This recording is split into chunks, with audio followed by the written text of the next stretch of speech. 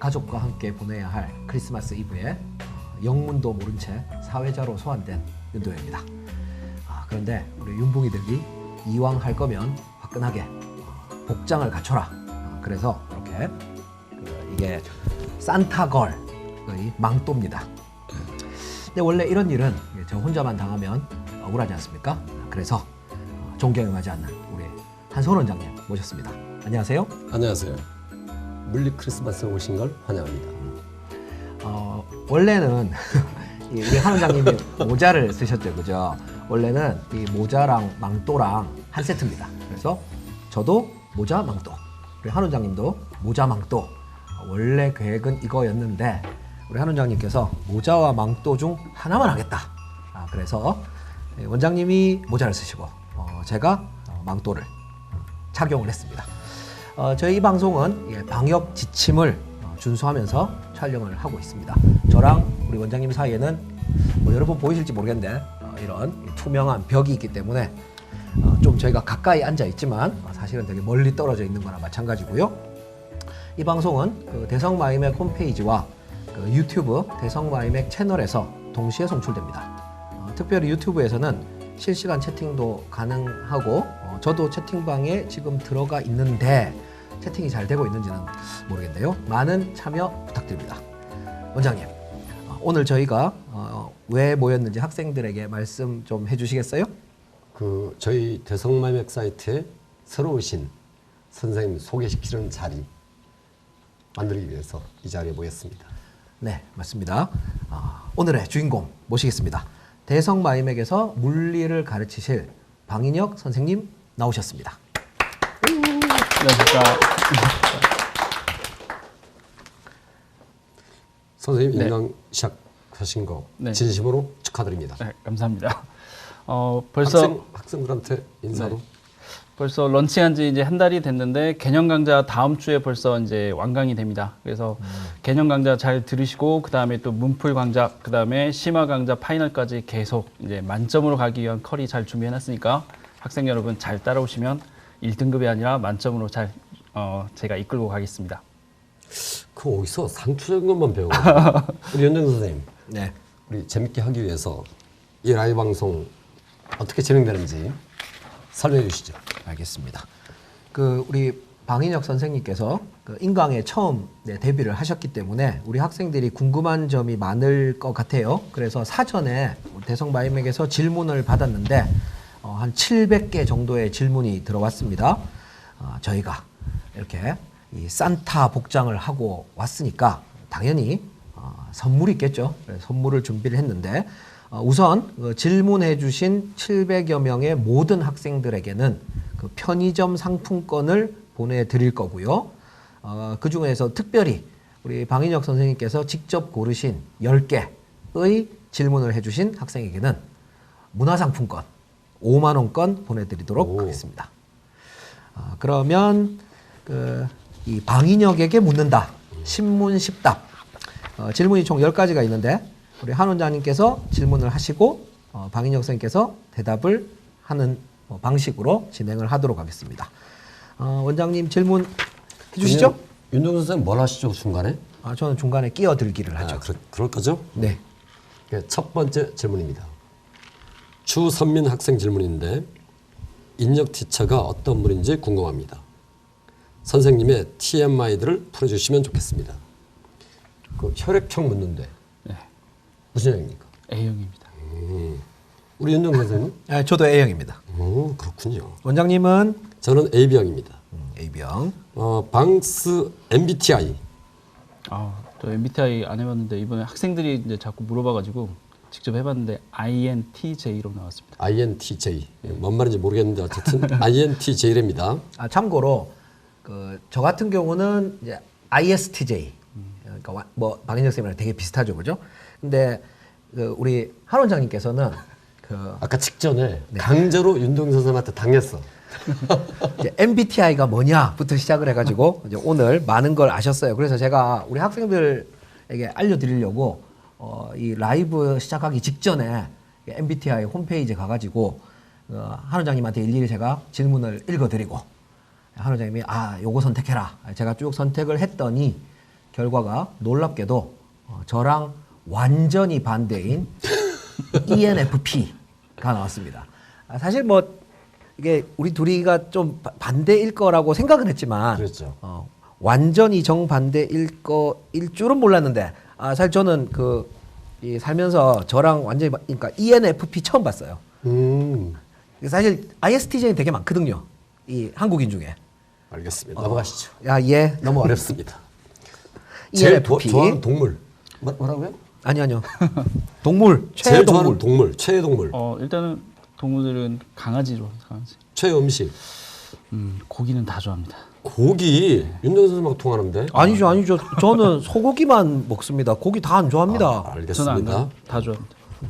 소고기만 좋아해요. 소고기만. 네. 즐겨 듣는 노래. 옛날에는 주로 이제 인디 음악 위주 많이 들었는데 요즘에는 BTS가 좋습니다. 우리 윤정수 선생님 락. 저는 클래식. 클래식. 원장님은 락이잖아요. 저는 락도 좋아하고 뭐 여러 가지 좋아합니다. 취미는 뭐지? 네, 골프 좋아하고요. 골프. 요즘에는 이제 밖에 많이 못 나가니까 넷플릭스 가입해서 영화 많이 보고 있습니다. 영화. 원장님 제가 예전에 넷플릭스가 뭔지 가르쳐 드렸죠? 네, 잘 알고 있습니다. 감명 깊게 본 영화나 책을 알려달라는데. 영화는 최근에 많이 못 봤으니까 최근에 이제 우리나라에 개봉했다가 망한 작품이 하나 있어요. 그러니까 달에 누가 먼저 간느냐. 닐 암스트롱이라는 거 다 알잖아요. 근데 우리는 그냥 닐 암스트롱이 그냥 운 좋은 선택받은 한 사람인 줄 알았는데 그 영화 퍼스트맨을 보면 되게 감동이 있습니다.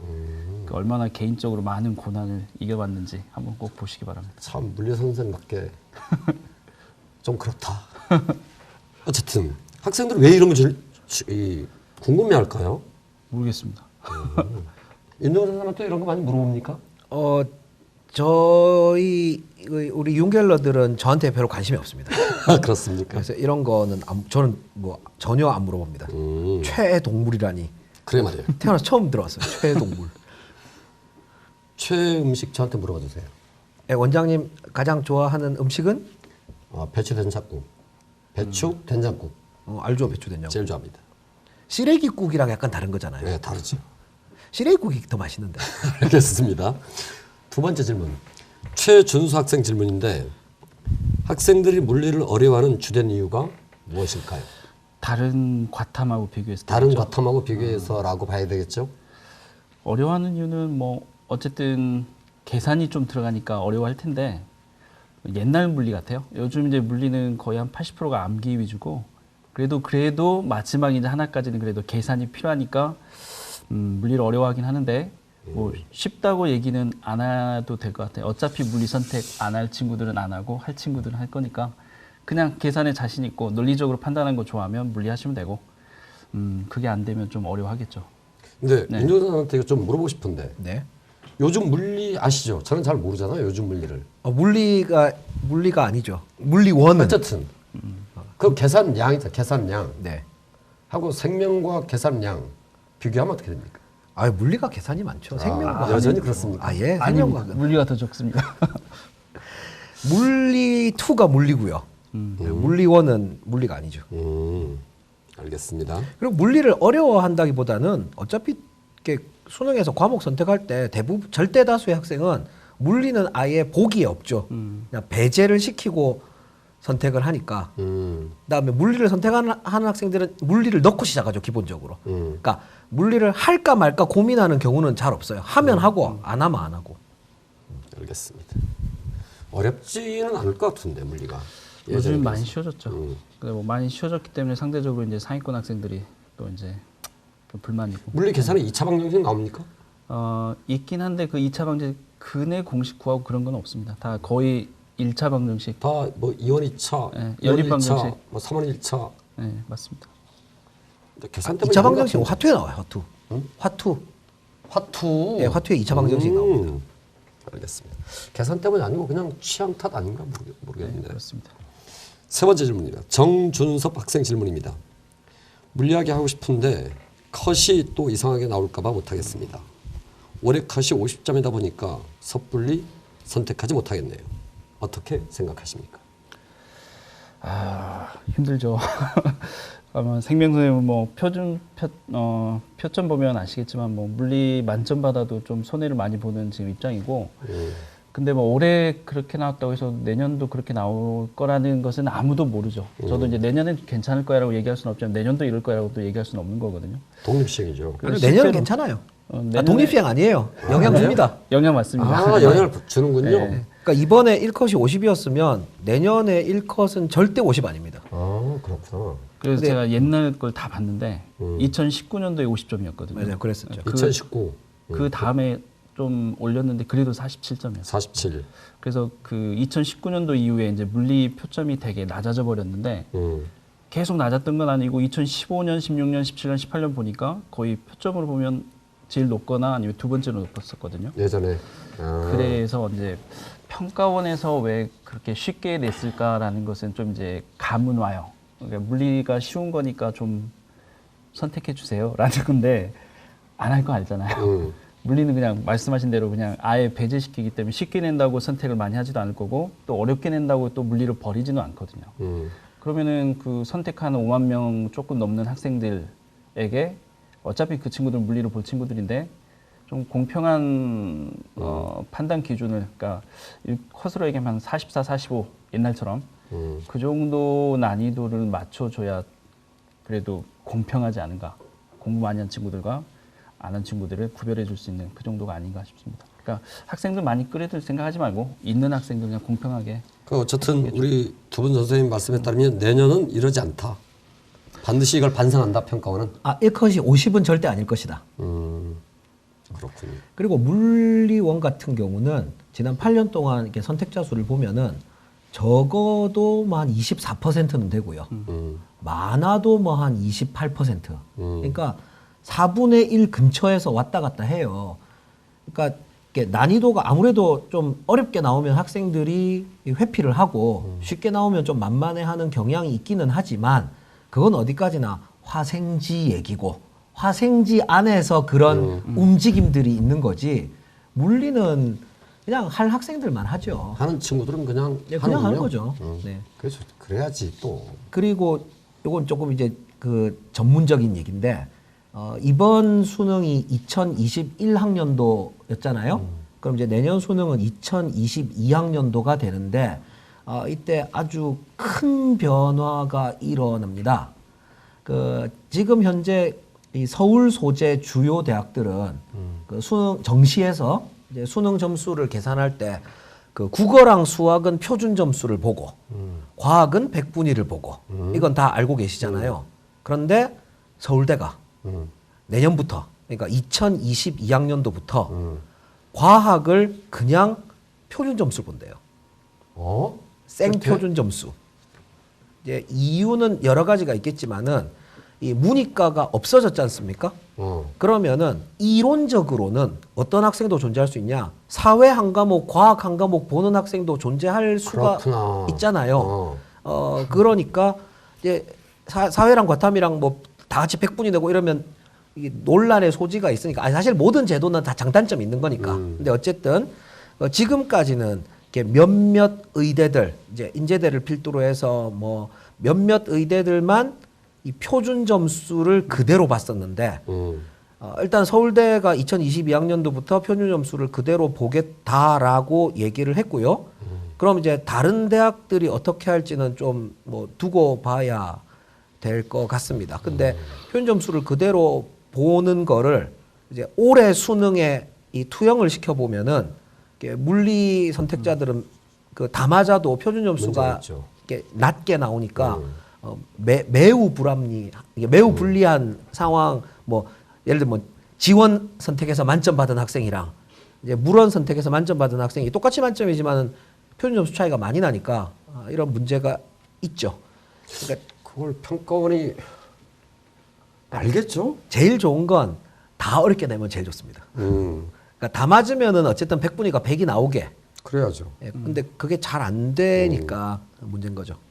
그렇구나. 그래서 방영 선생님 어떻게 생각하시냐고 학생이 정준섭 학생이 심각하게 묻는데. 결론은 학생들 어차피 내년에 어떤 과목이 표점 어떻게 나올지는 뭐 예측은 불가능하고 학생들은 그냥 자기가 선택한 과목에서 무조건 만점 받을 수 있게 그것만 열심히 준비하는 게 방법이 아닌가 싶습니다. 뭐 다른 특별히 할 말씀이 없군요. 알겠습니다. 네 번째 질문입니다. 조민석 학생의 질문인데 올해 물리 난이도와 오답률로 봤을 때 내년 수능 준비 과정에서 중점적으로 보아야 할 파트와 예상 난이도를 말씀해 주세요. 중점적으로 봐야 될 파트. 뭐 학생들 다 알 텐데 뭐 제일 어려운 거는 용설 나오는 탄성 문제죠. 탄성이 제일 어려울 거고 그 다음에 이제 기존 교과 과정에서는 뉴턴의 운동 법칙이 한 문제 나올까 말까 했었거든요. 근데 지금은 거의 그게 두 문제가 나옵니다. 근데 그쪽이 뉴턴의 운동 법칙이라는 게 FMA 한 문제만 나옵니까? 기존에 한 문제 운동량하고 옛날 합쳐서 교과서에서. 옛날 교과 과정에서는 운동량하고 합쳐서 한 문제가 나왔는데 이번에는 뉴턴의 운동 법칙만 두 문제, 그다음에 운동량도 두 문제 따로따로 나오거든요. 그러니까 역학 비중이 많이 증가했죠. 그 뉴턴 쪽이 이제 조금 더 어려워질 수 있어요. 그러니까 탄성도 이제 계속 새로 추가됐기 때문에 계속 어렵게 낸다라는 것은 있었는데 이제 새로운 소재가 또 필요한 거죠. 만약에 아까처럼 이제 표점을 만점을 44, 40으로 떨어뜨리겠다. 그러면 이제 택할 수 있는 건 뉴턴의 운동 법칙, 힘 문제죠. 그럼 그쪽도 좀 어렵게 푸는 건 좀 연습을 하고 있어야 될 것 같고, 그 다음에 의외로 이제 또 두 번째로 제일 어려운 건 용설이고 두 번째로 어려운 건 전기력 문제입니다. 전기뭐? 전기력, 콜롱의 법칙. 아, 네, 그래서 그쪽이 알제곱분의 Q랑 Q2? 네, 식으로 보면 단순한데 물리하는 친구들의 이제 사고 체계가 어떻게 되냐면 한 줄로 쭉 풀어가지고 답이 나오는 걸 원해요. 근데 그 전기력 문제는 경우의 수를 나눠야 되거든요. 마치 화학이나 생명처럼 경우의 수 나눠가지고 얘는 될 수 없다 이렇게 솎아내는 방법을 하는데 물리했던 친구들의 고정관념이 그런 사고 과정을 별로 안 좋아해요. 그렇죠. 네, 그래서 그렇죠. 전기력이 딱 가르치는 입장에서는 되게 쉬운데 학생들 의외로 오답률이 되게 높게 나오거든요. 그래서 전기력 쪽이 조금 더 공부를 해야 되고 그거하고 또 비슷한 문제가 자기장 중첩 문제도 자기장. 나왔습니다. 네, 전선 여러 개 놔두고 자기장 합치는 문제 꽤 어렵죠. 그리고 지난 교과하고 또 비교하자면 더 어려워졌던 게 굴절. 굴절, 네. 호이겐스 원리, 굴절이 스네일 법칙. 스네일 법칙.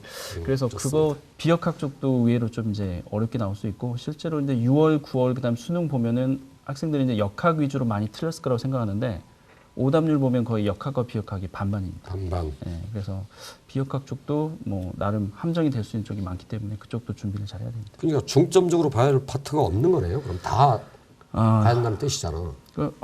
간추렸습니다. 그런 뉴턴의 겁니까? 운동 법칙, 용설, 그다음에 전기력, 그다음에 자기장, 그다음에 굴절 5개 정도. 다 아닙니까? 15개 뺐습니다. 그렇습니까? 다섯 번째 질문입니다. 이치우 학생의 질문인데 역학 문제에서 여러 가지 풀이 방법으로 다 풀어봐야 하나요? 물리에 여러 가지 풀이 방법이 존재하나요? 딱 한 가지가 일과 에너지 쪽인데, 그렇죠. 예, 그쪽이 근데 기존에 이제 일과 에너지에서 다루던 문제들이 좀 여러 가지 풀이로 풀 수 있는 문제들이 있었어요. 근데 지금은 그게 별로 없습니다. 그러니까 뉴턴이면 뉴턴, 운동량이면 운동량. 그다음에 일과 에너지는 그 개 에너지나 이런 걸 다루지 않기 때문에 요즘엔 거의 다루지 않기 때문에 그냥 그럴 일이 별로 없어요. 그러니까 여러 가지 두 가지가 방법이- 결합되진 않습니까? 운동량 보존의 법칙하고 에너지 보존의 법칙이 결합된 문제는 안 나와요? 지금은 올해는 안 나왔습니다. 그런 건 없습니까? 언제 나올지 모른다고 계속 수업은 하고 있는데 올해는 안 언제 나오고. 나올지 모르지. 예.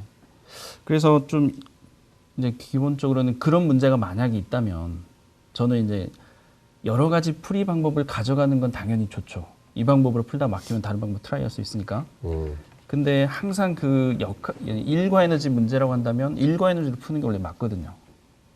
그렇겠죠. 네, 힌트도 일과 에너지로 줬고 뭐 다른 정황상도 다 일과 에너지면은 일과 에너지로 풀 수 있어야만 한다는 게 제 지론이거든요. 그러니까 뭐 그런 문제 아닌가요?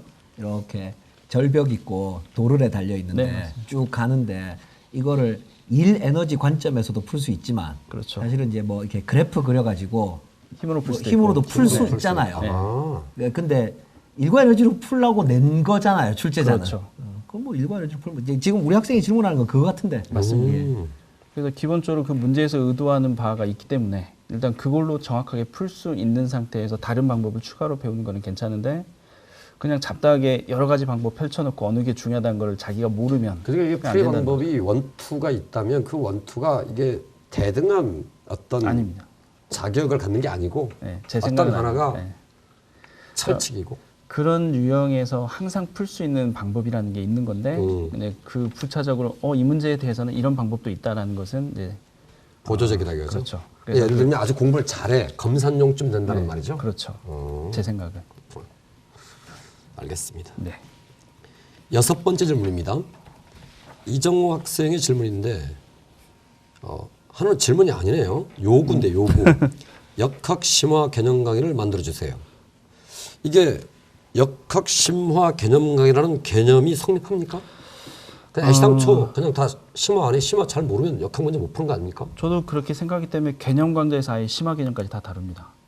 그 개념 강좌에서 심화 개념까지 다 다루고 나중에 이제 4월, 5월쯤에 이제 오픈될 심화 과정에서는 심화 개념을 다루는 게 아니고 우리 앞에서 배웠던 그 개념들을 가지고 소위 얘기하는 어려운 문제들을 풀어보자. 실제로는 적용하는 연습을 하는 거지 개념은 뭐 따로 배우고 할 건 별로 없을 것 그 같습니다. 우리 윤영 선생 강좌 중에 네. 생명 기본 개념 강의가 있습니까? 기본. 왜냐면 심화라니까. 아니, 저는 없고요. 그 이제 과학 강사들이 뭐 사실 모든 방법이 장단이 있지만은 개념을 한 덩어리로 가르치시는 분이 계시고 이렇게 둘로 잘라 가지고 좀 쉬운 거 먼저 하고 어려운 거 나중에 하시고 이런 경우도 있거든요.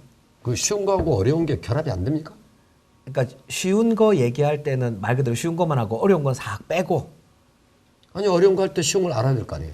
그러니까 쉬운 거 하고 나서 어려운 거 하는 거죠, 그러니까. 아니 맨 처음부터 그럼 쉬운 거부터 어려운 거까지 쭉 일관되게 하면 되잖아요. 그러니까 그런 방법도 있고. 근데 이게 어려운 거 싫어하는 학생들은 또 있으니까 모든 학생을 다 만족시킬 수는 없으니까. 아, 그렇군요. 그러니까 그래서 뭐 0에서 100이 있으면 한 강좌에서 0에서 100까지 쭉 할 수도 있고 한 70까지만 여기서 하고 나머지 30은 뒤에서 할게. 그러면은 이게 어쨌든 70까지만 하면 완강은 금방 또 시킬 수 있으니까 양도 줄어들고 뭐 그건 뭐 전략의 어떻게 하시냐고. 아, 저는 그렇게 안 하죠. 저는 그냥 하나로 땡이죠. 반야 선생님은 어떻게 하시죠 이거? 저도 하나만 합니다. 그러니까 기본 심화 개념 강좌를 하신대. 그러니까 심화 개념 강좌가 아니고 처음부터 그렇게 하시면 됩니다. 그리고 이제 나중에 심화 강좌는 이제 뭐 개념을 더 심화하는 게 아니고 이제 리뷰는 먼저 하고 우리가 옛날에 개념 강좌 때 배웠던 게 이런 게 있었다는 리뷰를 좀 하고 그 실제로 이제 어려운 문제 같은 걸 보면서 어떻게 적용하는지 그래 적용하는 연습을 하는 거죠. 좋아요. 그리고 이어지는 질문 이정호 학생 계속되는 질문. 겨울방학에 개념을 마스터하고 싶은데 하나 이런 말도 정말 왜 마스터 하고 싶지? 마스터가 되냐? 마스터하고 싶은데 이런 말이 이해가 안 가 나는. 어쨌든 마스터하고 싶은데 일일의 진도를 얼마나 나가는 게 좋을까요? 이 질문이 과학엔 이런 게 성립하나 보죠? 수학엔 성립이 안 하는데 이런 거. 일단 이부터 말씀해 보세요. 아니 뭐 저는 잘 모르겠는데 개념 마스터 뭐 하려면 할 수 있죠. 근데 양이 많으니까 저희가 이번 겨울 방학만 놓고 보면 1월 달에 이제 이 현강 같은 경우는 다 1월 초에 개강한단 말이에요. 우리 방쌤도 대치동에서 현강 많이 하시는데 다 1월 초 개강이잖아요. 그죠? 그러면은 겨울 방학이라는 게 지금 우리 학생이 말하는 게 뭐 2월 말까지를 원하는 건지 2월 말까지. 1월 말? 한 달? 아니 3월 모의고사 보기 전까지 그럼. 아 그죠. 그 대부분 우리 정도는 학생들이 다 잡아야죠. 그걸 원해요. 그러니까 2달의 개념을 다 끝내기를 원하는데 심화까지 하면 2달에 다 못 끝냅니다. 그리고 실제로 대치동에서 돌아가고 있는 과학 현강 중에 1월 초에 시작을 해서 2월 말에 끝나는 개념 강좌가 없습니다. 제가 아는 한도에서는 다 3월까지 넘어갑니다. 물리는 어떻습니까? 아니 제가 말씀드린 게 물 학생인지 다 말씀드린 거예요. 방해 선생님 그럼 어떻게 하실 겁니까? 그러니까 이 학생은 일단은 그 개념 강좌 내용, 그러니까 1단원부터 3단원까지를 겨울방학 때 다 보고 싶다는 건데 제가 이제 OT 때 그 얘기를 했거든요. 그러니까 그렇게 할 수는 있어요. 할 수는 있는데 문제는 앞에 걸 결국에 문제풀이를 같이 안 하면 물리는 까먹습니다. 그렇죠. 물리가 수학하고 좀 비슷하죠. 전체 개념을 마스터하겠다가 아니고 이제 3월 학평까지 해서 예를 들어서 역학만 개념과 기출 이렇게 같이 보는 게 오히려 더 나중에 수능 생각하면 더 오래 갈 수 있는 방법이거든요. 그러니까 자기는 개념 이해했다고 생각하는데 그게 5개념인 경우가 너무 많아요. 근데 5개념인지 아닌지를 확인하려면 문제를 봐야 문제를 되거든요. 많이 풀어봐야죠. 그렇죠. 역학은. 그래서 근데 너무 급하게 생각하지 말고 3월 학평까지는 그래도 역학 개념하고 역학 기출 문제 푸는 그 정도 수준에서 좀 정리를 하는 게 너무 적은 거 아닙니까? 아닙니다. 역학하고 전자기 역학이 60%가 넘습니다. 아 60%가 넘습니까? 네, 양으로 하면. 그렇군요. 아 그리고 과학이 우리가 물화생지라고 부르잖아요. 그게 뭐 여러 가지 이유가 있겠지만은 저는 그런 생각도 하거든요. 우리가 이제 운전 하시잖아요, 다들. 근데 운전이란 게 뭐 한 두 달 운전 안 해도 운전대 앞에 딱 앉아서 이렇게 잡으면 또 다 기억나지 않습니까? 물리가 딱 그렇거든요. 그렇죠. 그런 면이 있죠. 뭐 막 몇 년 손 놔도 문제 다시 보면 다 되잖아요. 근데 물리가 제일 이제 운전에 가깝고 화생지 쪽으로 갈수록 이제 운전과 멀어지죠. 그러니까 시간이 지나면 다 잊어버려요. 이 생지 쪽으로 가버리면. 그러니까 이게 처음에 잘해놔야죠. 처음에 공부를. 그러니까 서둘러서 보고 또 보고 여러 번 반복하는 게 아니고 맨 처음 볼 때 처음에 잘하면 뭐 일정 수준만 딱 되면은 그 다음 점수 안 떨어지죠. 물리는. 그래. 예전에 아주 오래된 추억인데 그 어떤 친구랑 나랑 문과 친구인데 내가 문과 친구한테 그런 적이 있어요. 야 물리를 공부 안 하고 어떻게 세상을 사냐? 어? 세상 만물의 이치인데 이런 얘기 했더니 문과 친구가 뭐라는지 아세요? 뭐 반격. 저는 문과 친구가 없어서 잘 모르겠습니다. 그 친구가 나한테 이랬어. 너는 세계사도 공부하는 녀석이 어떻게 세계를 사냐? 이렇게 말했어. 그러니까 그렇구나요. 말씀하신 것처럼 물리를 공부하면 이게 터득하면 이게 잊혀지는 게 아니니까. 그리고 이제 학생들이 최근에 이제 Q&A 많이 올리는 게 하루에 물리 공부를 몇 시간을 해야 되나요? 네, 그런 질문들이 되게 많거든요. 근데 답을 할 수가 없죠. 그렇지 사람마다 다 다르잖아. 그걸 하루에 마음 같아서 물리만 뭐 10시간 해도 되고 그래서 물리 1등급 빨리 만드세요 이렇게 얘기하고 싶은데 그게 안 되는 게 계획을 세우는 법을 학생들 모르는 학생들이 되게 많은 것 같아요. 그러니까 아까처럼 이제 나는 3월 학평까지 역학을 마스터하겠다라는 계획이 있으면 그거에 맞춰가지고 이제 뭐 한 달 단위 계획이 있을 거고 예를 들어 한 달 동안에 뭐 운동량까지 하자 뭐 이런 식으로 계획이 있을 거고 그러면 이제 주간 계획이 나오고 일간 계획이 나오고 그러면 매일 어느 정도 공부해야 되는지 스스로 알게 되는데 그냥 그거를 무작정 자기 상태도 그냥 다양한데 그냥 그 무작정 물리 몇 시간 하면 충분할까 이렇게 물어보는 친구들이 많은 것 같아요. 그러니까 어쨌든 우리 계획 선생님 세우는 법을 말씀은 좀 예. 그 3학평 전까지 역학 파트를 네. 개념도 공부하고 기출문제도 보고 그래야 오래 간다. 연습도 하고 네. 그게 기본이다. 그에 맞춰서 계획을 짜는 게 좋다. 2, 3단원은 뭐 금방 합니다. 아, 2, 3단원은 네, 금방 너무- 한다고 네, 합니다. 그래서 1단원 역학만 어느 정도 문제풀이까지 좀 완성을 좀 해주면 알겠습니다. 그러면 역학이 네. 우리가 뭐 예를 들어 생명과학 같은 경우는 유전이냐 비유전이냐 이렇게 나누거든요. 근데 이제 물리는 역학이냐 비역학이냐 이렇게 나누잖아요. 그럼 20문제 중에 역학이 몇 문제예요? 9문제입니다. 9문제. 나머지 11문제는 뭐 그러니까 비역학은 다 쉽다는 말씀이시죠? 자랑하면 쉽습니다. 근데 문제수로 보면 45%인데 이제 공부량으로 하면 70% 60% 그럼요. 70%. 아, 네. 공부량으로 보면 그렇구나. 유전은 문제수로는 6문제밖에 안 돼요. 그렇구나. 20문제 중에. 근데 공부량으로 공부량으로는 뭐 한 3분의 2 정도 되죠. 3분의 2. 네. 아, 그렇구나. 아니 근데 물리 좀 하는 친구들이 역학이 더 쉽지 않나? 잘하는 친구들은 맞죠. 그렇습니다. 왜냐하면 한 번 죄송합니다. 해놓으면 안 까먹으니까. 한마디 네. 한번 해봤습니다. 7번째 질문 이경민 학생의 질문입니다. 올해 EBS 연계율이 낮아졌는데 수능 특강 수능 완성은 어느 정도 비중을 두고 공부해야 할까요? 연계율이라는 거는 뭐 그냥 말장난인 것 같고요. 이거 뭐 같은 그림 썼으니까 같은 문제 연계됐다고 할 수도 있는 거고 이거 같은 주제 다뤘으니까 같은 문제다로 주장할 수 있는 거냐 그건 아무 의미가 없고 그냥 EBS 수특하고 수화는 제 생각에는 다른 과목 어떤지 모르겠지만 물리 같은 경우는 큰 오류는 별로 없거든요. 그러니까 다른 과목이 되게 오류가 많은 그런 EBS 자료가 있다고 해가지고 좀 다른 선생님들이 되게 불만이 많았는데 물리는 그렇게 큰 오류가 논리적인 오류는 뭐 한두 문제 정도 그 정도밖에 안 되기 때문에 그냥 EBS 수특 수화는 그냥 가격 대비 아주 훌륭한 엔제 문제집 꼭 풀어야 되는 문제집 정도로 그냥 생각하시고 그냥 무조건 푼다라고 생각하시면 될 것 같습니다. 풀 문제가 뭐 많지 않죠?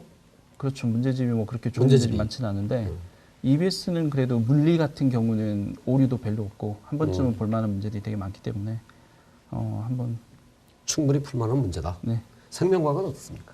아니 풀긴 풀어야죠. 야, 풀긴 풀어야 됩니까? 그게 예전에 EBS 연계가 없었을 때는 이제 각 출판사들이 이 엔젤을 많이 만들었었는데 아, 그랬죠. EBS 옛날에. 연계가 되면서 다 망했거든요. 그랬죠. 그리고 지금 EBS만 남아 있죠.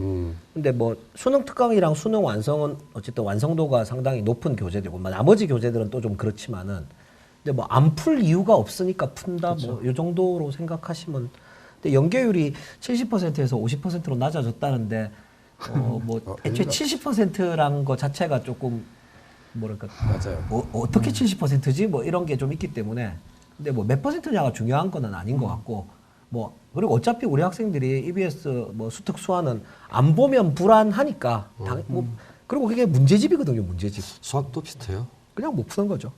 그 70%인 걸 밝히기 위해서 항상 저는 왜 70%냐? 시험을 딱 보면 다 뒤지거든요.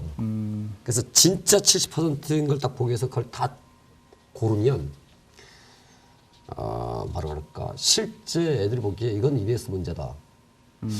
이런 문제는 뭐 한 두세 문제 그런 것 같습니다. 과학도 비슷하다는 뜻이죠. 거의 뭐 연계됐는지 안 됐는지 신경도 안 씁니다. 근데 어쨌든 볼만한 문제다. 그렇습니다. 괜찮은 엔제죠. 네. 그리고 그러면 EBS 강의는 특별히 다시 안 하는 것이죠. 왜 그 영어 선생님, 국어 선생님 사회에서 막 EBS 막 하자 사회는 안 하나? 과탐도 지구과학 같은 경우는 되게 많이 하죠. 자료 해석 같은 게 필요하기 때문에 지구과학 같은 거 많이 하는 걸로 알고 있는데 지구학 선생님 EBS 하시나요? EBS 연계 강의를 좀 많이들 하십니다. 그럼 물리는 강인혁 선생님은 하시나요, 안 하시나요? 뭐 어떤 특이한 자료들이 있으면 그런 거는 뭐 모아가지고 수업을 할 수도 있겠죠. 특강 형태로. 그러니까 커리 하나 만들기 좀 그렇고 특강 형태로 뭐 EBS 수특에서는 좀 특이한 문제들이나 아니면 좀 어려웠던 문제들 모아가지고 좀 할 계획은 있습니다. 윤정 선생님 안 하시죠? 이런 거. EBS 전용 강의요. 어쨌든 EBS 문제를 다루는 강의. EBS 문제 직접 다루면. 자체가 어차피 수능에 똑같이 나오는 건 아닌데 당연하죠. 근데 EBS에서 나온 어떤 주제들을 모아 가지고 그 주제들을 잘 풀 수 있게 강의는 만들죠. 근데 그걸 뭐 그 강의 제목에 EBS 이렇게 붙이진 않죠. 네. 알겠습니다. 8번째 질문입니다. 이상원 학생 질문인데 오리엔테이션에서 선생님께서 직접 Q&A 답변을 해주신다고 하셨는데 커리가 본격적으로 시작하면 질문이 많이 올라올 텐데 그때도 직접 다 답변해 주실 건가요? 왜 이런 말을 했을 건데? 정확하게 좀 들어야 되는데 일단은 첫 해니까 이제 학생들의 이제 니즈가 뭔지를 알려면 그리고 제가 직접 답변하면서 어떤 질문이 올라왔는지 다 보는 게 좋을 거라고 생각을 합니다. 그래서 일단은 네. 한 말씀하세요. 제가 답변을 일단은 최대한 달긴 달 건데 아무래도 이제 좀 실제로 진짜로 너무 많으면 좀 물리적으로 좀 한계가 있겠죠. 뭐 예를 들어 답변 다는데 하루에 3시간 넘게 들어간다 그러면 아니 할 수가 없죠. 상식적으로 생각해 보면 그리고 윤정 선생님이 하시는 생명과학은 네. 그림 뭐 이런 그림을 막 그려야 되고 뭐 이런 일은 별로 없는데 물리는 그림을 그려놓고 막 이 새끼 이렇게 움직이고 저놈이 저렇게 움직이고 막 이걸 다 해석해 줘야 되잖아. 그걸 어떻게 답변을 하려고 그래? 그거를 실제로 현강에서 질문을 받아보면 제가 옆에 생명선생님하고 저하고 이제 물리하고 화학, 지구과학 똑같이 이제 수업을 동시에 하고 동시에 쉬는 시간 질문을 받습니다. 교무실에서 재종반. 물리 질문은 보통 애들이 들고 와가지고 이래요. 선생님 이게 왜 이래요? 막 이러거든요. 이거잖아. 그럼 그렇구나 하고 가요. 빨라요.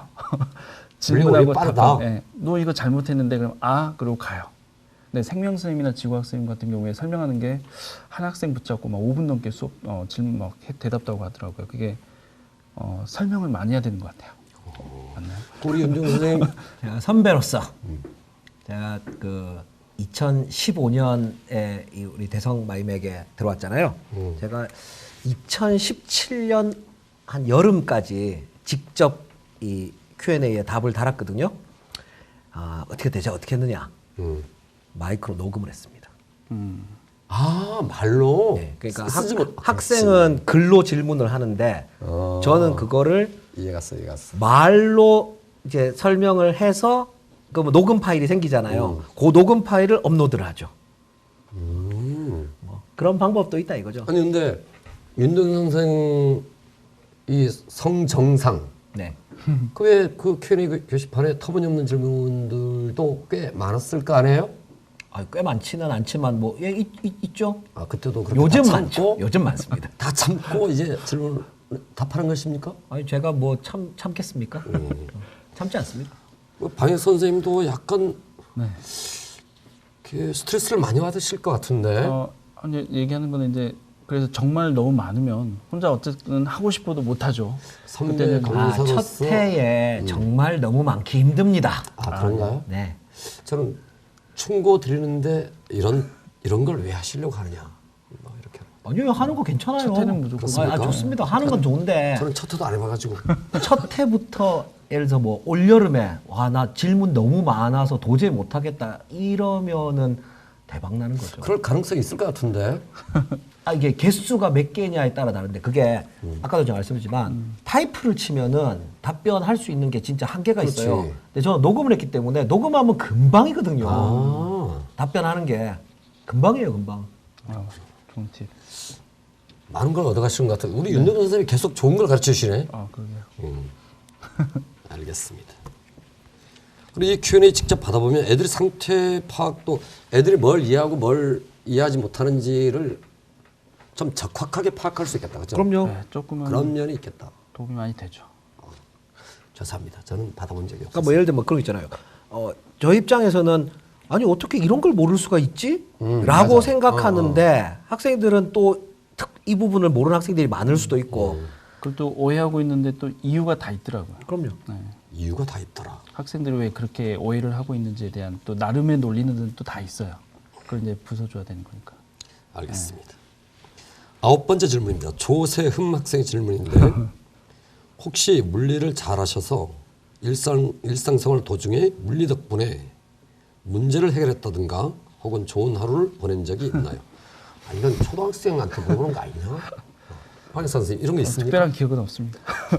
오히려 이제 물리를 뭐 가르치고 있고 뭐 또 이제 전공은 또 전자공학을 했기 때문에 무슨 뭐 전자제품 보고 그러면 무슨 동작 원리 같은 건 기본적으로 다 이해는 되잖아요. 아니 근데 그렇다고 해서 뭐 편리할 게 있나요? 원리만 아는데 별로 도움이- 고치는 방법을 아시나요? 별로 도움이 되는 게 그건 물리가 없습니다. 아니잖아. 도움이 되는 게 없습니다. 단지 윤정 이제 선생님 뭐 과학만 안다고 뭐 일상생활에 도움된 적 있나요? 일상생활이라기보다는 뭐 이렇게 뭐 코난 이런 거 볼 때 도움이 되죠. 코난이 뭡니까? 미래소년 코난? 미래소년 코난. 예, 미래소년 코난도 있죠. 우리 학생들은 모르겠지만. 명탐정 코난? 그렇죠. 명탐정 코난. 그렇군요. 참 그렇군요. 미래소년 오히려- 코난에서 우리 이렇게 말하면 누가 미래소년 코난을 알아들으면은 최소 나이가 30대인데 20대는 40대. 그러니까요. 알았습니다. 뭐 평상시에 쓰는 게 없잖아요. 근데 오히려 이제 영화 같은 거 볼 때 작가의 상상력이 있는데 그런 거죠. 저건 말이 안 되는데 그런 것들이 있어서 오히려 재미가 떨어지죠. 왜냐면 이게 역학 전체가 가정에 의한 건데 마찰력이 없다면 뭐 이런 건데 일상에서 이런 일이 벌어지질 않잖아. 그런데 요즘은 그거 있잖아요. 영화가 뭐 인터스텔라라든지 테넷이라든지 이게 현대 물리학을 좀 그러니까 모르면은 전혀 이해가 안 되는 그런 영화들도 많이 나오니까 그런 거 나올 때 좀 이제 아는 척할 수 있죠. 저게 말이야 뭐 이러면서.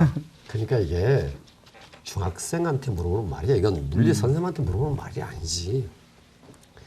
10번째 질문 조현아 학생의 질문인데 선생님께서 수업하시면서 가장 강조하고 싶은 마음가짐이 있으신가요? 이게 무슨 질문인지 나 이해가 안 가는데 학생의 마음가짐인지 일단 학생의 마음가짐으로 쳐 일단.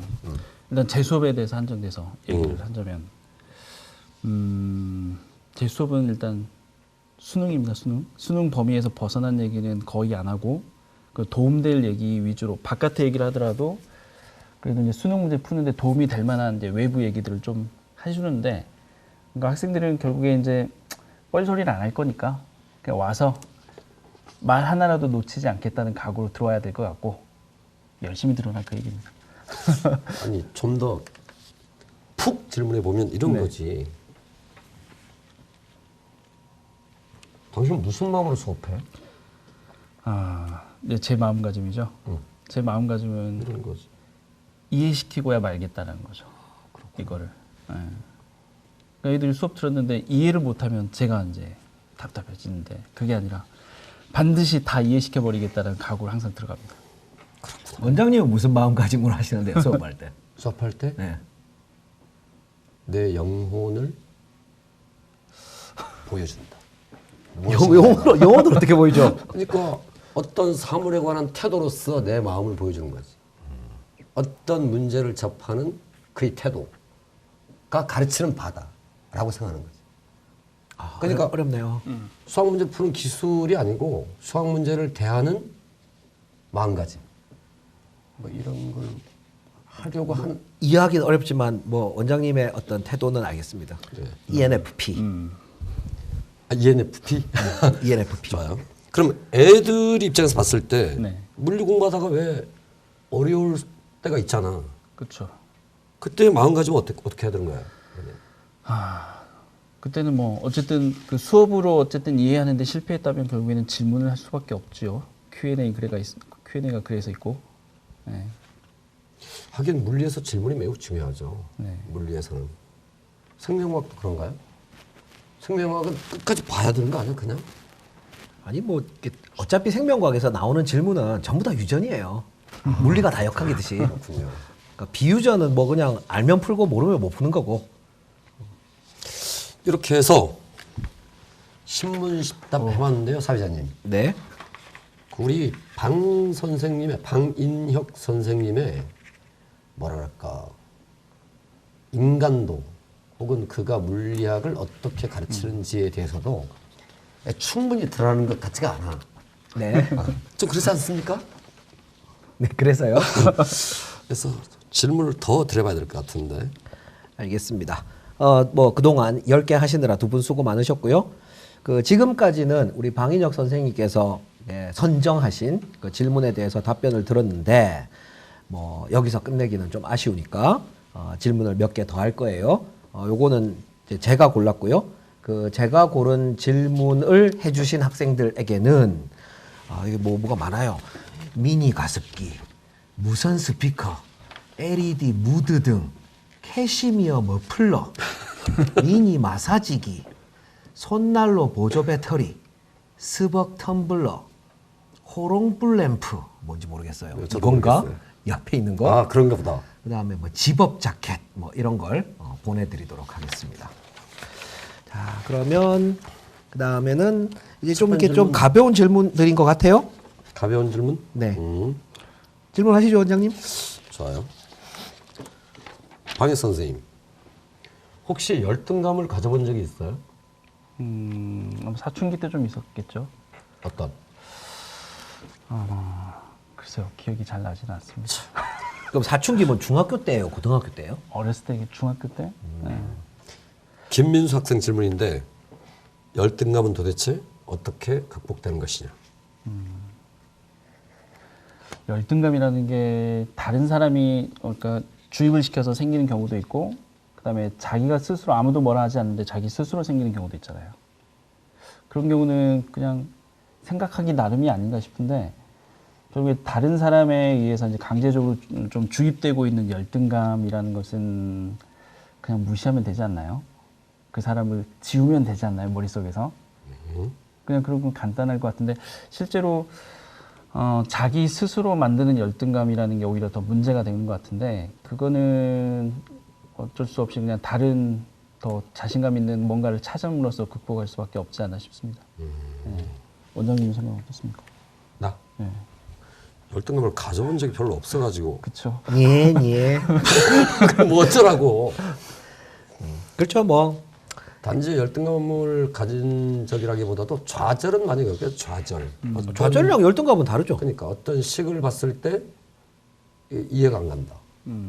왜 그 대학교 가서 물리학에 나오는 어떤 식을 봤는데 분명히 이거 그냥 만든 건데, 보자마자 그냥 만든 건데 내가 보기에 그냥 그 보자마자 이해가 안 된다. 이럴 때 좌절감을 갖죠.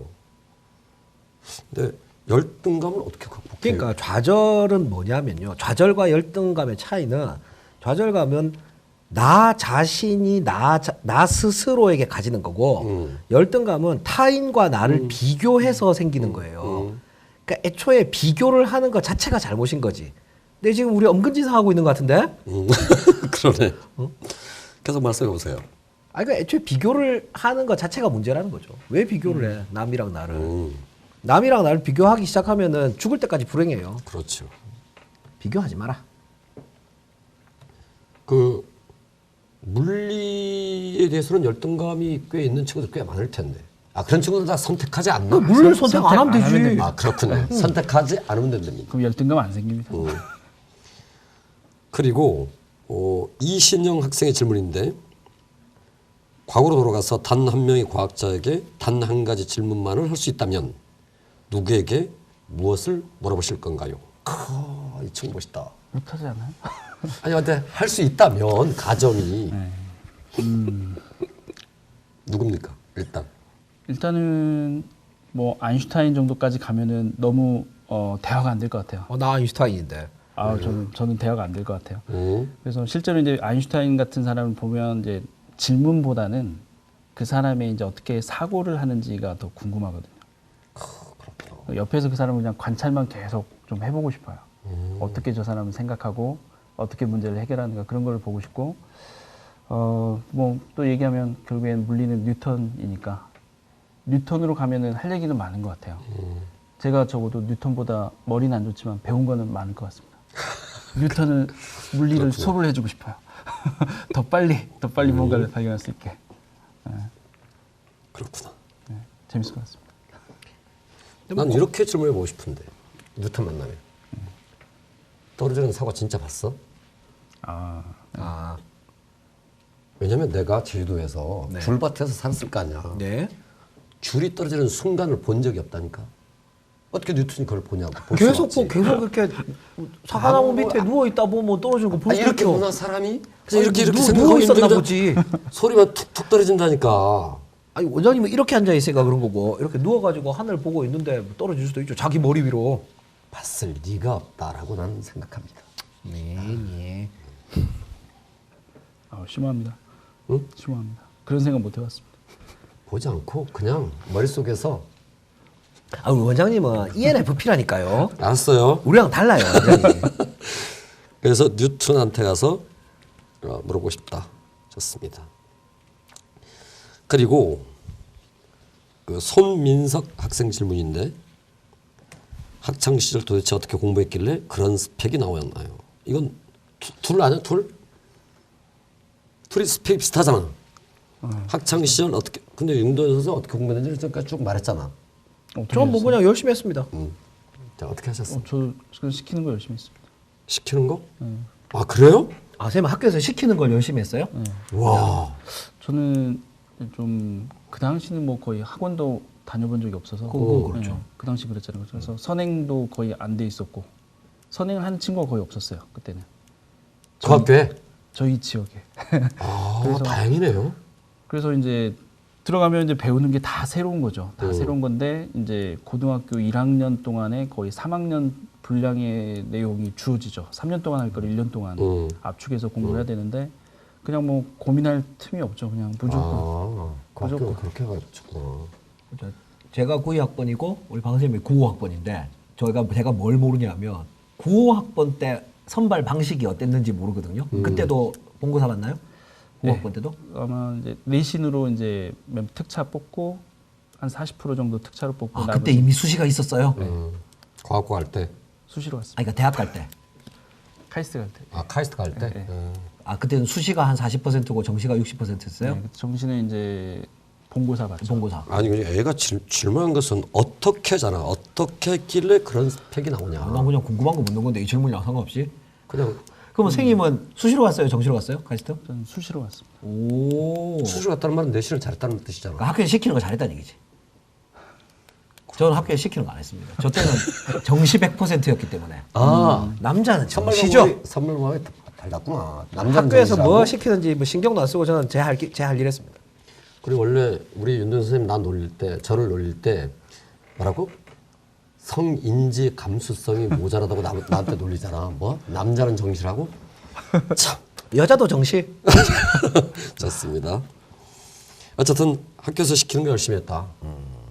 그러니까 지금 학생들 입장에서 보면은 뭔가 그 계획을 조금 세워줄 수 있는 좋은 뭐 방법이 있으면 그런 멘토 같은 게 좀 있으면 좀 좋을 것 같은데 좋아요. 쉽진 않죠.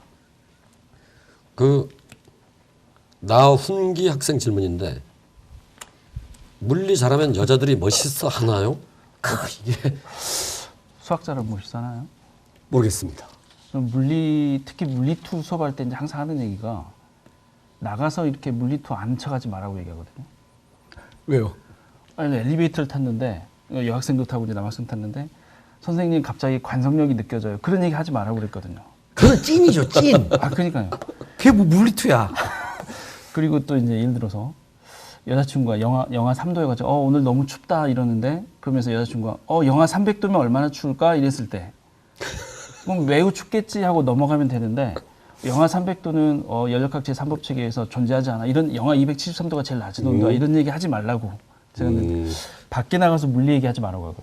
그거는 물리투가 아니고 그냥 애가 찐이라서 그런 건데. 물리투 선택하는 애들이 다 찐인가 봐. 좀 확률이 좀 있죠. 그래서 나가서 물리하는 티를 내지 말라고 오히려 좀 말립니다. 근데 중간에 잠깐 말씀했는데 좀 이상한 질문. 애들 관성력을 배워요? 물리2에서 합니다. 관성력이라는 개념을 애들이 이해해요? 네, 이해합니다. 그걸 이해시키는 게 강사가 할 일이죠. 어려운 건데. 어렵지, 관성력은. 그렇죠. 관성력을 물리투에서 정확하게 이해하면은 이제 일반 상대성 이론도 다 이해할 수 있고 이런 거니까. 매우 만만치 않은 거죠, 그게. 좋습니다. 물리2 선택자는 별로 없으니까 넘어가죠. 뭐 전국에 3,000명도 안 돼요. 좋아요.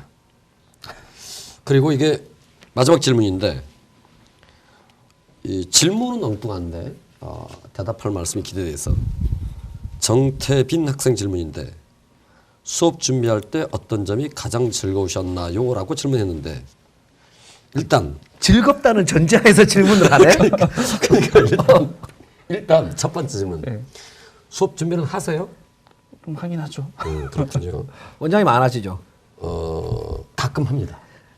예전에 안 했었죠. 예, 예전에는 안 했습니다. 근데 즐거우신 적은 있나요? 수업 준비하면서 즐겁진 않죠. 즐겁진 않고 수업하면서 즐겁긴 하죠. 근데 수업 준비하면서 수업 준비할 때는 즐거운 적이 없답니다. 우리 윤정 선생님 수업 준비를 하시나요? 저는 교재를 만들면서 즐거워하죠. 교재를 고치면서 즐거워하죠. 교재 만드는데 또 뭐가 있죠 또. 교재 고치는 게 취미죠. 거의 무슨 뭐 그런 거 있잖아 왜 집착증 비슷한 거. 있죠. 교재. 뭐 폰트도 중요하고 스타일도 중요하고. 자 그러면 역으로 질문해서 수업 준비할 때 어떤 점이 가장 즐겁지 아니면 괴로우신가요? 좀 너무 좀 물리 같은 경우에 좀 추상적인 개념이 좀 있어서 그 애들한테 조금 이제 구체화시키는 과정이 조금 어렵거든요. 그러니까 저는 이렇게 하면 그러니까 예를 들어가 많죠. 예를 잘 들어줘야지. 예를 잘 들어야죠. 상대성 이론 같은 경우가 그런 건데 그때 수업할 땐 예제를 엄청나게 많이 듭니다. 그러니까 예제를. 이거는 이렇게 하면 뭐 우리들은 이해가 되겠지만 학생들은 처음 듣는 거니까 배운 거랑 살아온 거랑 다르니까 그때는 이제 예제를 통해서 할 수밖에 없고 그래서 어떤 예제를 들어야 애들이 잘 이해를 할까 그런 것들이 이제 고민하는 과정이 되게 힘들죠. 예를 만들어내는 과정. 그렇구나. 그러니까 추상적인 거를 좀 구체화시키는 과정. 알겠습니다. 윤정 선생님, 사회자님, 예. 좀 더 드러내보고 싶은 방인혁 뭐 없습니까? 은근진상 하면 되죠. 은근진상에 와라. 참. 저희가 그러니까 어차피 지금 1월 초부터 이제 그 고민을 받을 거기 때문에 1월 초부터 고민 받아가지고 1월 고민 가지고 2월에 촬영을 할 거고 뭐 어차피 내년에도 우리 초대 손님들 다 모시고 한 달씩 할 거니까 우리 방쌤도 한번 오시면 되죠. 하겠습니다. 근데 이거 왜 그런 거 있잖아요. 왜. 많은 그 강사 선생님들께서 첫사랑 썰을 많이 한다며. 부담스럽죠. 뭐 그런 거 없습니까? 없습니다. 까요 빨리. 우리 다 깠잖아 우리. 우리 원장님 같죠, 원장님. 당신도 깠잖아 체육 때문에. 그렇죠. 죽을 만큼 아팠다며. 그때 죽었으면은 우리 했다니까 빨리 해봐. 부담스러운데. 빨리. 중학교 때 과학쌤 좋아했습니다. 참나 재미없어. 자 그러면 마지막으로 진짜 마지막 카이스트 썰 풀어주세요. 아니 근데 카시스트 졸업한 지가 언젠데 카시스트 썰을 저기서 풀라고 그래. 애들 기억도 안 나는데. 궁금하대잖아. 이윤상 학생이 궁금한데잖아. 기억이 안 나 기억이. 카이스트 왜냐면 이게 카이스트에 관해서 꽤 궁금한 게 일반 대학이 아니잖아. 예, 애들 뭐, 궁금하지. 그리고 또 카이스트 가려고 하는 학생들도 있거든. 일반계 고등학교에서. 예, 뭐 많지는 않지만. 그런 친구들 입장에서 봤을 때 좀 궁금하잖아. 어떻게 좀 써 풀어봐. 일단 종합대학이 아니니까 음. 단과대학이고 그다음에 기본적으로 이렇게 종합대학과의 가장 큰 차이점은 그 대학만 졸업하려고 입학하는 학생이 거의 없고 다 대학원 진학을 염두에 뭐 꼭꼭 뭐 그러니까 본교가 아니라 하더라도 뭐 저도 그렇고 우리 방쌤도 그렇고 다 대학원 갔으니까 뭐 그러니까 그리고 또 이게 시골에 있으니까 공부하기도 좋고 요즘은 뭐 되게 번화해졌겠지만 뭐 저 때나 우리 방쌤 때는 뭐 완전 시골이었으니까 뭐 썰이고 뭐고 다 재미없어요. 재미없습니까? 네, 재미없어요. 할 게 없습니다. 네, 뭐 여학생도 별로 할 게 없고. 없습니다. 할 게 없다고? 공부하고 운동밖에 할 게 없습니다. 저 때는 남녀 성비가 한 9대1 정도였는데 우리 방쌤 때는 어느 한 정도? 5대1 정도 됐습니다. 5대1. 어이, 많이 좋아졌네. 지금은 더 좋아졌으려나? 아마 비슷해지지 않았을까 싶은데요. 아, 반반요? 에이, 말도 안 되죠. 카이스트 재미없답니다. 재미없어요. 두 분께서 공이 말씀하시는 바 뭐 할 게 없답니다. 공부밖에. 화공대도 재미없겠죠. 아, 거긴 또- 화공대? 거기 사이즈가 더 작으니까. 좋습니다. 어쨌든 뭐 질문을 잘못한 것 같습니다.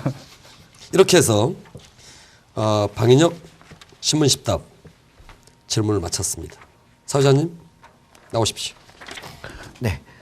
지금까지 여러분과 함께 우리 방인혁 선생님에 대해 알아보는 시간을 가졌는데 선생님 마지막으로 그 크리스마스 이브에 이런 데 와가지고 네, 원래는 가족과 보내야 되는데 말이죠. 소감 한 말씀 부탁드립니다. 뭐 되게 중요한 날인데 일단은 이렇게 뭐 자리 마련해 주신 이제 배성마이맥 그리고 우리 선생님 두 분에게 먼저 감사드리고 그리고 이 중요한 시간에 지금 시청하고 있을 시청하고 있을 학생들 감사합니다. 내년에는 좀 더 즐겁게 보내실 수 있길 바랍니다. 우리 학생들 지금 뭐 실시간으로 많이 보고 있습니다.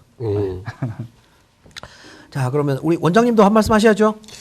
그 내년 입시에서 이과생들이 수학 영역에서 꽤 훌륭한 사실은 노력을 아무것도 안 했는데 그냥 갑자기 등급이 막 높아져. 이런 선물을 받게 될 거예요. 내년에 좋은 대학, 목표하는 대학 가시기를. 카이스트는 재미없답니다. 아니 뭐 대학을 재미로 가는 거 맞죠? 그렇죠. 재미없어요. 재밌어야죠. 맞아요. 좋습니다. 그 정도 하겠습니다. 다 됐나요? 네. 자, 원래 연말 연시는 가족과 함께 보내는 것이죠. 올해는 특별히 코로나도 있으니 꼭 집에서 가족과 함께 보내시기 바랍니다. 물론 뭐 이 동영상 보고 계신 분들 다 댁에서 보고 계시겠지만 말이에요. 저희는 새해 엄근진상에서 다시 뵙겠습니다. 감사합니다. 감사합니다. 감사합니다.